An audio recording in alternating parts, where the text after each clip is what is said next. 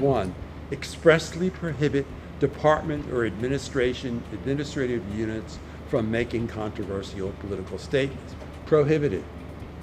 Black letter law on campus. Prohibited. If a department does it anyway, the university administration must take it down immediately. Same day, gets erased. 2. Renew your institution's unequivocal anti-boycott policies. Strengthen them, make that statement stronger. Make it clear that no matter what happens going forward, Israeli universities are not going to be boycotted. Over our dead bodies will they be boycotted. 3. Add a statement to employment and tenure policies that persistent, repeated patterns of racist or anti-Semitic speech are grounds for denial of employment, denial of reemployment, dismissal, or denial of awarding of academic tenure. Again, black letter law, put it out there. 4. Student groups declare this. Student groups may reject members who do not support their defined mission, but may not reject membership based on their race, color, religion, ethnicity, national origin, shared ancestry, or on the basis of political beliefs irrelevant to the group mission.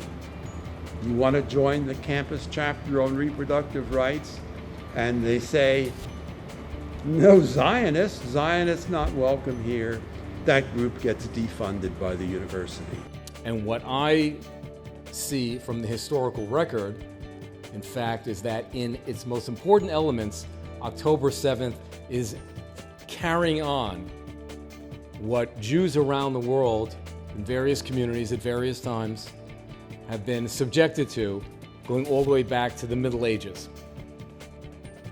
I'm going to argue in my remarks and in our discussion that the similarities, the continuities, are manifest in 3 major areas.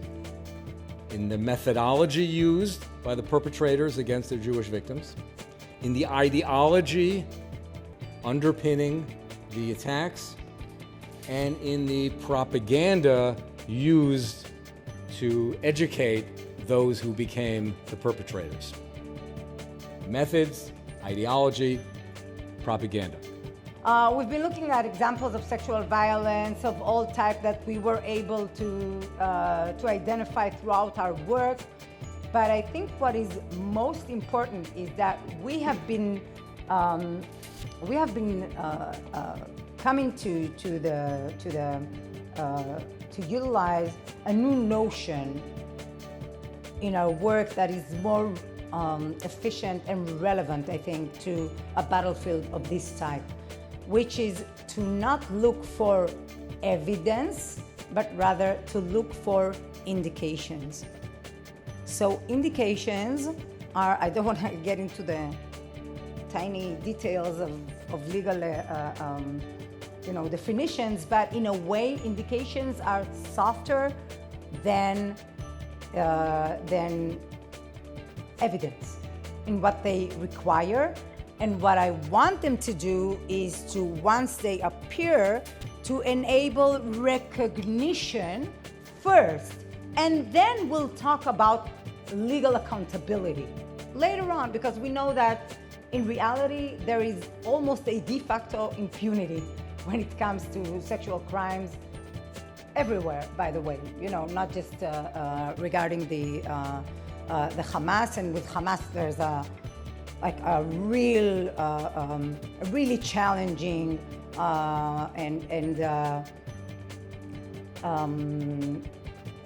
and problematic barriers to taking these people, these animal people type of, to the courts.